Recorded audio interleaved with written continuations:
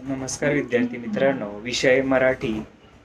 तर पाठीमागील तासाला आपण भारतरत्न डॉक्टर बाबासाहेब आंबेडकर यांचा उतारा आत्मविश्वासासारखी दुसरी शक्ती नाही हा पाहिलेला आहे. डॉक्टर बाबासाहेब आंबेडकर यांच्या मनामध्ये जो दुर्दम्य आत्मविश्वास होता, जे खडतर परिस्थितीतही त्यांनी तग धरून किंवा अभ्यास करून जे काही दैदिप्यमान असं यश मिळवलं, तर त्याच्या पाठीमागं आत्मविश्वास हा होता किंवा आत्मविश्वास ही शक्ती होती असं त्यांनी त्या ठिकाणी नमूद केलेलं आहे किंवा सांगितलेलं आहे.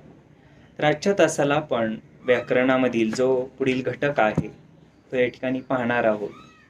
तर त्या घटकाचं नाव आहे अलंकार. तर विद्यार्थी मित्रांनो, तर अलंकार म्हणजे काय, ज्याला आपण आभूषण म्हणतो.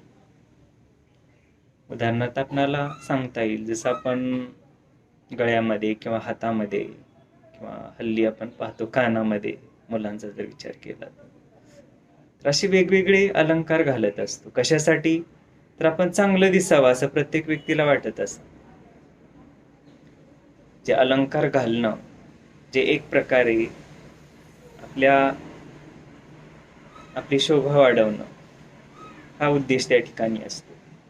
हे प्रत्येकाला वाटत असतं, कुणीतरी आपल्याकडं पाहावं, आपल्याला कुणीतरी चांगलं म्हणावं. म्हणजे आपण गतकाळाचा जरी विचार केला तरी जे काही पुराण असतील किंवा वेद उपनिषदांचा काळ असेल किंवा स्वातंत्र्यपूर्व काळ असेल, स्वातंत्र्योत्तर कालखंड असेल, म्हणजे अशा वेगवेगळ्या कालखंडामध्ये आपणाला असे काही दाखले सापडतात की ज्यामध्ये अलंकाराचा उल्लेख आहे. जे मानवी जीवनाचा जर आपण इतिहास पाहिला, मानवी उत्क्रांतीचा जर आपण इतिहास पाहिला, तर त्या ठिकाणी अलंकाराचा उल्लेख आपल्याला आलेला दिसून येतो. आपण मोहनजोदडो किंवा हडप्पा संस्कृती आहे, जे अशा ठिकाणी जी उत्खननं झाली, तर त्यामध्ये सुद्धा जे काही मातीचे काचेचे जे मणी आहेत ते आपल्याला सापडलेले दिसून आले. जे गळ्यामध्ये घातले जायचे, हातामध्ये ते घातले जायचे वगैरे, जे ही जी काही आभूषण आहे त्यालाच आपण अलंकार म्हणतो.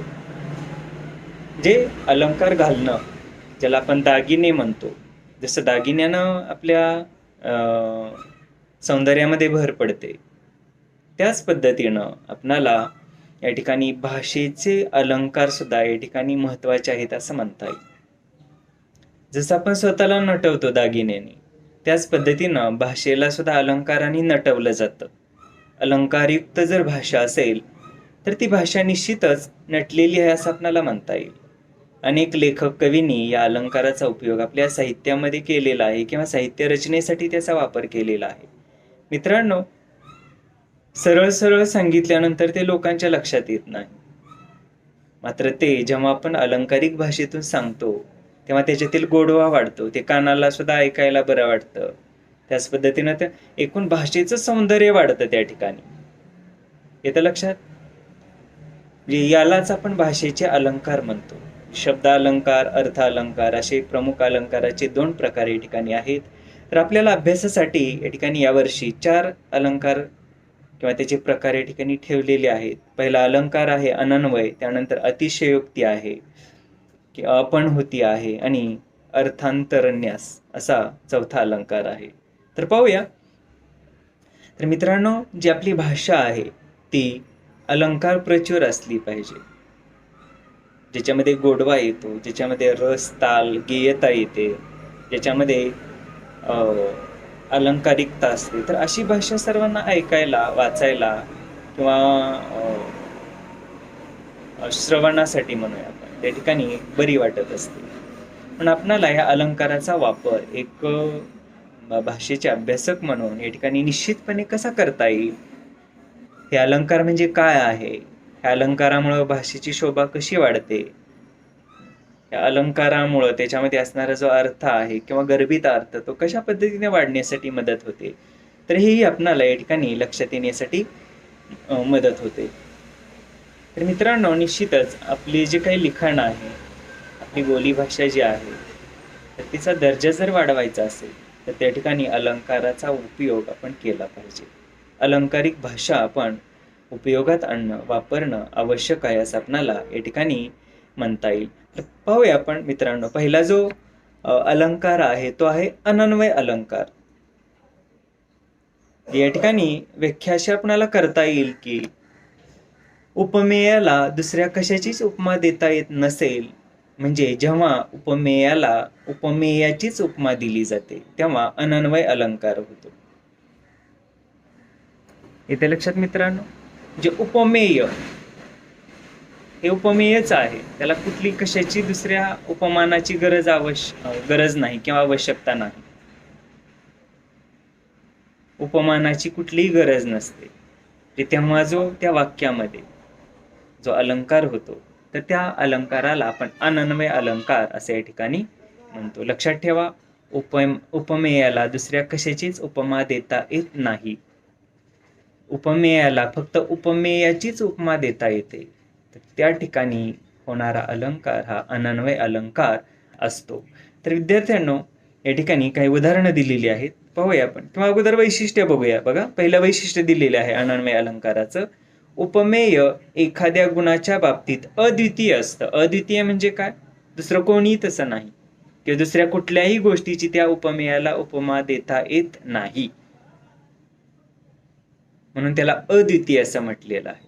म्हणजे जिथं उपमेय हे अद्वितीय असतं त्याला दुसऱ्या कुठल्याही उपमानाची आवश्यकता नसते. तर हे एक या अनन्वय अलंकाराचं या ठिकाणी वैशिष्ट्य म्हणता येईल. त्यानंतर दुसरं वैशिष्ट्य आहे, उपमेयाला योग्य असे उपमान मिळू शकत नाही, म्हणून उपमेयाला कशाची उपमेयाचीच उपमा द्यावी लागते किंवा दिली जाते. जे त्या ठिकाणी सुद्धा निश्चितच अनन्वय असा अलंकार होतो. लक्षात. उदाहरण पाहूया आपण. आहे ताजमहाल एक जगती तोच त्याच्या परी. जे ताजमहालाला दुसऱ्या कुठल्याही वास्तूची उपमा देता येत नाही, म्हणजे उपमेयाला फक्त उपमेयाचीच उपमा या ठिकाणी दिलेली आहे. बघा उदाहरण आणखीन एकदा. आहे ताजमहाल एक जगती तोच त्याच्या परी. म्हणजे जगामध्ये ताजमहाल ही वस्तू दुसरी कुठल्याही वस्तूप्रमाणे नाही, दुसऱ्या कुठल्याही त्या वस्तूप्रमाणे, वास्तूप्रमाणे, गोष्टीप्रमाणे नाही. ताजमहाल हा त्याच्यासारखाच आहे, दुसरा कशासारखाही नाही. इथे लक्षात. म्हणून या ठिकाणी काय आहे तर उपमेय हे उपमेयच आहे, त्याला कुठल्याही उपमानाची उपमा दिलेली नाही, म्हणून या ठिकाणी अनन्वय हा अलंकार झालेला आहे. दुसरं उदाहरण पाहूया मित्रांनो. ह्या आंब्यासारखा गोड आंबा हाच. बघा, निश्चितच तोंडाला पाणी सुटलं असणार आहे. आंबा, उन्हाळ्यामध्ये आपण आंब्याचा सीझन या ठिकाणी भरपूर आनंद लुटलेला आहे. म्हणजे या आंब्यासारखा दुसरा कुठलाच आंबा नाही. ह्या आंब्यासारखा गोड आंबा हाच, दुसरा कुठलाही नाही, हाच फक्त गोड आंबा आहे. लक्षात. जे उपमेय हे काय आहे, उपमेयाचीच त्याला उपमा दिलेली आहे, दुसरं कुठलंही उपमान या ठिकाणी वापरलेलं नाही. या आंब्यासारखा गोड आंबा हाच, दुसरा कुठलाही नाही, म्हणून या उदाहरणामध्ये आपणाला अनन्वय अलंकार होतो असं या ठिकाणी म्हणता येईल. म्हणजे आंबा काय झाला, उपमेय आहे, आणि त्याला उपमा कशाची तर त्याचीच उपमेयाचीच उपमा दिलेली आहे. उपमान कुठलंही नाही, जे दुसऱ्या कुठल्याही गोष्टीची उपमा दिलेली नाही. तिसरं उदाहरण बघूया आपण मित्रांनो. झाले बहु होतील बहु आहेतही बहु परंतु या सम आहा. जशा अनेक दिग्गज होऊन गेले म्हटलेलं आहे. झाले बहु, अशा अनेक दिग्गज होऊन गेले, अशा अनेक व्यक्ती होऊन गेल्या. होतीलही बहु म्हटलेलं आहे, अशा अनेक व्यक्ती होतील, परंतु आहे तरी बहु परंतु या सम हा. म्हणजे याच्यासारखा हाच आहे, दुसरी कुठली गोष्ट, दुसरी कुठली व्यक्ती याच्यासारखी नाही. अनेक होऊन गेले अशा व्यक्ती, अनेक व्यक्ती होतीलही, परंतु ह्या व्यक्तीसारखी दुसरी कुठलीही व्यक्ती नाही. झाले बहु होतील बहु आहेतही बहु परंतु या समहा. सध्या सुद्धा अशा अनेक आहेत, होऊनही अशा अनेक गेलेले आहेत, पुढे अशा अनेक व्यक्ती, घटना होतीलही, परंतु याच्यासारखा हाच, याच्यासारखी हीच असं या ठिकाणी आपल्याला म्हणता येईल. जे उपमेयाला फक्त उपमेयाचीच उपमा दिलेली आहे. दुसरं कुठलंही उपमान या ठिकाणी वापरलेलं नाही, म्हणून या ठिकाणी अनन्वय अलंकार होतो असं आपल्याला या ठिकाणी म्हणता येईल. पुढचं उदाहरण पाहूया मित्रांनो. जगात अवघ्या आई तुझ्यासारखे दुसरे दैवत नाही. बघा, आईसारखं दुसरं कुठलंच दैवत नाही म्हटलेलं आहे. जगात अवघ्या आई तुझ्यासारखे दुसरे दैवत नाही, आईला म्हटलेला आहे उद्देश. आपल्याला माहिती आहे आईची किंवा वडिलांची दुसरी म्हणजे कोणाशी बरोबरी करता येणार नाही, बरोबरी करता येणार नाही. जे आईसारखं दुसरं जगात दैवत दुसरं कुठलंही नाही. आईसारखं दैवत कुठलंही नाही, आई हेच दैवत आहे. त्याला कुठल्याही उपमानाची उपमा दिलेली नाही. उपमेय हेच काही उपमान आहे, जे उपमेयाला उपमेयाचीच उपमा दिलेली आहे. लक्षात. या ठिकाणी अनन्वय अलंकार होतो असं आपल्याला या ठिकाणी सांगता येईल. लक्षात मित्रांनो. परीक्षेत उदाहरण दिलं जाईल आणि त्याचा अलंकार तुम्हाला ओळखून लिहायचा आहे. अनन्वय अलंकार. उपमेयाला उपमेयाचीच उपमा दिली जाते. उपमेयासारखी दुसरी कुठलीच गोष्ट नाही, त्याला कशाचीच उपमा दिली जात नाही. अशी दोन वैशिष्ट्ये आपल्याला या अलंकाराची सांगता येतील. उदाहरणं लक्षात ठेवा. आहे ताजमहाल एक जगती, तो तोच त्याच्या परी. ह्या आंब्यासारखा गोड आंबा हाच, किंवा झाले बहु होतील बहु, आहेतही बहु परंतु या सम हा. किंवा जगात अवघ्या आई तुझ्यासारखे दैवत नाही. ठीक आहे. बघूया दुसरा आपण अलंकार. किंवा मित्रांनो दिलेली व्याख्या तीच आहे. आणखीन उपमेयाला दुसऱ्या कशाचीच उपमा देता येत नसेल, म्हणजेच जेव्हा उपमेयाला उपमेयाचीच उपमा दिली जाते तेव्हा अनन्वय अलंकार होतो. आणखीन एक उदाहरण दिलेलं आहे, पाहूया. अर्जुनाचे वर्णन करताना कवी मोरोपंत म्हणतात. मगाचंच उदाहरण आहे ते. झाले बहु होतील बहु, आहेतही बहु परंतु या समा. जे मोरोपंत हे पंत जे शाहीर जी यांनी ह्या अर्जुनाला आपल्या काव्याच्या माध्यमातून त्याचं महत्व या ठिकाणी वर्णन केलेलं आहे. आहे बहु, आहेत झाले बहु होतील बहु, आहेतही बहु परंतु या सम हा. जे अर्जुनाचं जे काही कर्तृत्व आहे, अर्जुनाचा जो पराक्रम आहे, अर्जुनाची जी काही युद्धनीती आहे, त्याचं जे शौर्य आहे, त्याच्यासारखं दुसरं कुठलंही किंवा कोणीही शौर्य केलेलं नाही. तो त्याच्यासारखा आहे. म्हणजे अशा अनेक राजे होऊन गेले, असे अनेक राजे आहेत, असे अनेक राजे पुढेही होतील असं मोरोपंत म्हणतात. परंतु अर्जुनासारखा राजा होणे नाही, तो त्याच्यासारखाच आहे. ठीक आहे. बघूया मित्रांनो दुसरा अलंकार, तो म्हणजे आपण होती अलंकार. जे याची व्याख्या आपल्याला अशी करता येईल. उपमेयाचा निषेध करून ते उपमानच आहे असे जेव्हा सांगितले जाते तेव्हा आपण होती अलंकार होतो. ही फाटकी झोपडी, झोपडी नाही तर माझे काळीजच आहे. बघा, जे उपमेयाचा निषेध केलेला आहे आणि ते उपमानच आहे असं जेव्हा सांगितले जातं किंवा असं जेव्हा वर्णन असतं तर त्या ठिकाणी आपण होती अलंकार होतो. ज्या ठिकाणी उपमेयाचा निषेध केलेला आहे, ही फाटकी झोपडी, जे ही फाटकी झोपडी नाही तर का हे माझे काळीजच आहे. तरी फाटकी झोपडी झोपडी नाही, माझं काळीज आहे. जे उपमेयाचा या ठिकाणी निषेध केलेला आहे आणि ते उपमान आहे, म्हणजे ज्याची उपमा द्यायची आहे ती गोष्ट ती आहे असं या ठिकाणी वर्णन केलेलं आहे. म्हणून या ठिकाणी आपण होती अलंकार होतो. लक्षात. ही फाटकी झोपडी, झोपडी नाही तर काय माझे काळीज आहे. झोपडी नाही म्हणजे उपमेय नाही, त्याला उपमेय म्हणजे उपमेयाच्या ठिकाणी उपमान या ठिकाणी योजलेलं आहे. उपमेय ती नाही तर उपमान आहे. म्हणजे ती झोपडी फाटकी झोपडी नाही तर ते माझे काळीज आहे. म्हणजे ती झोपडी नसून ते काळीज आहे असं या ठिकाणी वर्णन केलेलं किंवा विश्लेषण केलेलं आहे.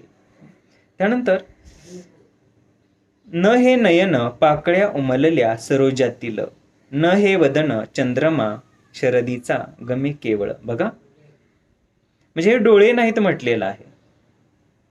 न हे नयन, नयन म्हणजे काय? डोळे. न हे म्हणजे हे नाही, म्हणजे हे डोळे नाहीत जे तुम्हाला दिसतात ते डोळे नसून काय आहेत तर पाकळ्या उमलल्या सरोजातील. सरोज म्हणजे काय? सरोवर किंवा तलाव.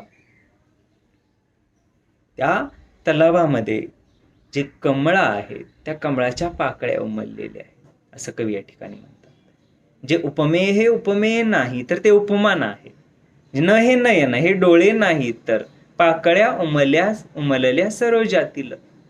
जे सरोजामध्ये जे कमळ उमललेलं आहे, सरोज म्हणजे कमळ, सरोज, जे त्या कमळाच्या पाकळ्या या ठिकाणी जणू उमललेले आहेत असं डोळ्यांना म्हटलेलं आहे. जे डोळे नाहीत त्या सरोजाच्या, त्या कमळाच्या पाकळ्या उमललेल्या आहेत. म्हणजे उपमेय हे उपमेय नाही तर त्या ठिकाणी उपमान ते आहे असं जेव्हा वर्णन केलेलं जातं तेव्हा आपण होती अलंकार होतो. पुढं म्हटलेलं आहे, न हे वदन. वदन म्हणजे काय? तोंड. तर हे तोंड नाही तर काय आहे? चंद्रमा शरदीचा गमे केवळ. जे शरद ऋतूतील तो चंद्र आहे बघा, आपण म्हणतो तुझे मुख चंद्रासारखे आहे. मात्र या ठिकाणी काय केलेलं आहे तर उपमेय हे उपमेय नसून ते उपमान आहे. न हे वदन म्हणजे हा चेहरा, हे जे तोंड आहे, हे तोंड नाही, हा चेहरा नाही तर काय आहे? चंद्रमा शरदीचा गमे केवळ. म्हणजे शरद ऋतूतील आकाशामध्ये उगवलेला जणू तो चंद्र आहे. म्हणजे इतका सुरेख चेहरा किंवा इतकं सुंदर तो चेहरा आहे. पुढचं उदाहरण बघूया मित्रांनो. हे जीवन कसले ही तर मरणांची माला. बघा, जे जीवनाला म्हटलेलं आहे हे जीवन नाही तर मरणाची माला आहे. जे घडोघडी क्षणोक्षणी मरणाचा सामना या ठिकाणी लेखकाला करावा लागलेला आहे किंवा असं त्यांनी अभिव्यक्त केलेलं आहे, आपलं मत नोंदवलेलं आहे. हे जीवन कसले ही तर मरणाची माला. मरणाची माळा म्हणजे हर घडीला मरण पुढे येऊन ठाकलेलं आहे. हरघडीला यातना आहेत, हरघडीला दुःख आहे, हरघडीला मनामध्ये विचारांचं काहूर माजलेलं आहे. म्हणून लेखक म्हणतात हे जीवन कसलं, नाही म्हणतात हे जीवन, तर हे जीवन नसून मरणाची माला आहे, मरणाची माळ आहे.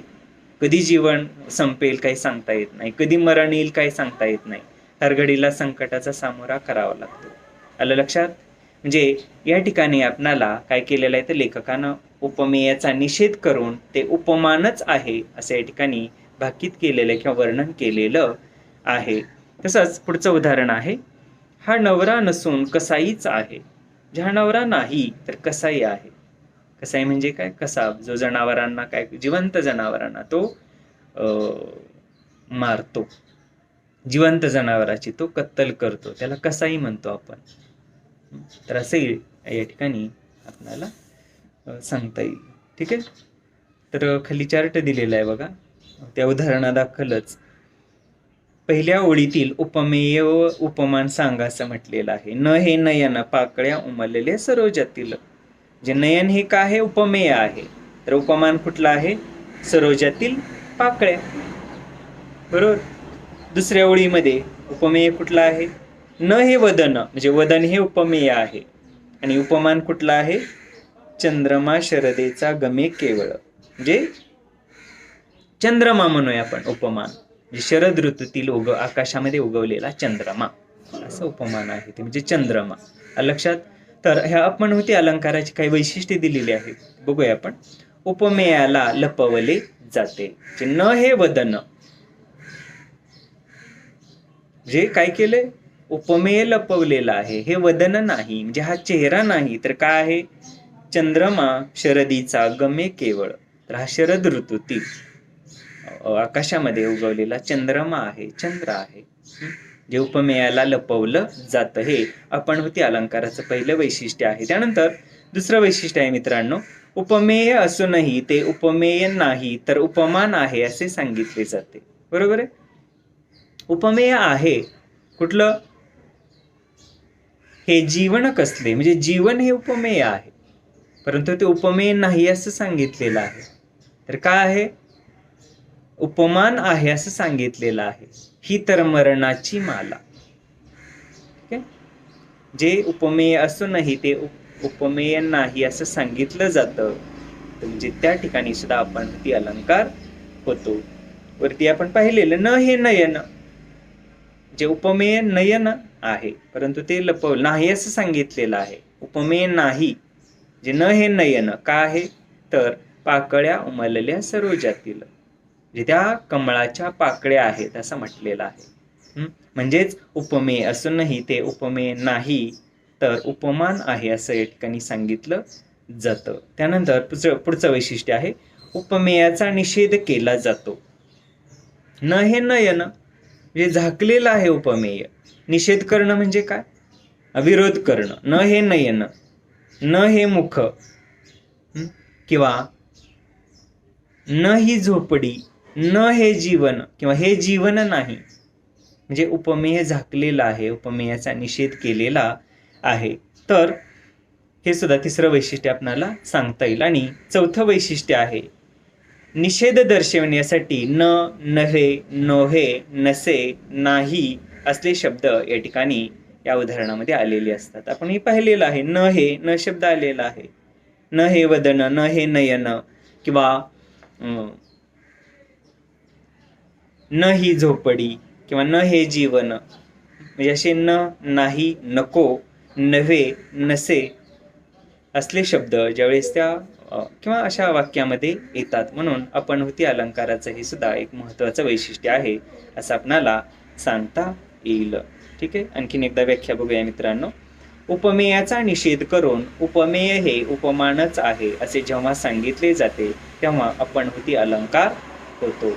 जे न हे वदन, बरोबर आहे, उपमेय हे उपमान नाही, त्याचा निषेध केलेला आहे, तर ते काय आहे तर उपमान आहे. उपमेय नसून उपमान आहे असं वर्णन जिथं केलं जातं किंवा ज्या कडव्यामध्ये असतं, ज्या कवितेच्या ओळीमध्ये असतं, ज्या गद्य ओळीमध्ये असतं, त्या ठिकाणी अपनहुती अलंकार होतो. तर मित्रांनो आपण या ठिकाणी थांबूया. तर अशा पद्धतीने आज आपण 2 अलंकार पाहिलेले आहेत. अनन्वय, जे उपमेय हे अद्वितीय असतं, उपमेयाला कुठल्याच उपमानाची आवश्यकता नसते, अशा ठिकाणी किंवा अशा गद्य पद्य वाक्यामध्ये अनन्वय अलंकार असतो. उदाहरण लक्षात ठेवायचं. आहे ताजमहाल एक जगती, तो तोच त्याच्या परी, किंवा ह्या आंब्यासारखा गोड आंबा हाच, बरोबर.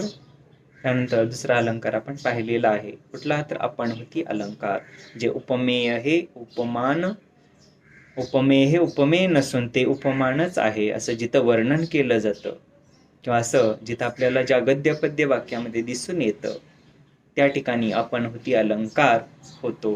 हे जीवन कसले ही तर मरणाची माला, किंवा ही फाटकी झोपडी, झोपडी नाही तर माझे काळीजच आहे. ठीक आहे. किंवा न हे नयन पाकळ्या उमलल्या सरोजातील, न हे वदन चंद्रमा शरदीचा गमे केवळ. तर अशी 2 अलंकाराची उदाहरणं आपण पाहिली किंवा 2 अलंकार पाहिले आणि त्याची उदाहरणं, वैशिष्ट्य, त्याच्या व्याख्या, संकल्पना आपण या ठिकाणी समजावून घेतलेल्या आहेत. तर काय अडचण असेल विचारू शकताय. धन्यवाद.